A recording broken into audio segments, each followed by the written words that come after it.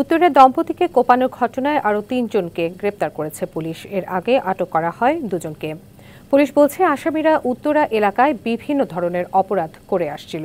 সকালে রাজধানী DMP media সেন্টারে প্রেস ব্রিফিংয়ে এসব তথ্য জানান ডিএমপির উত্তরা বিভাগের ডিসি রনক জাহান।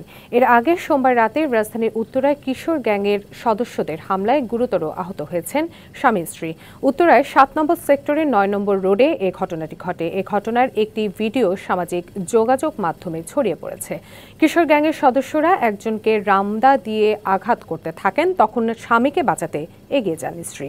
ঘটনাস্থলে ২ হামলাকারীকে আটক করে পুলিশের হাতে তুলে দেওয়া হয়।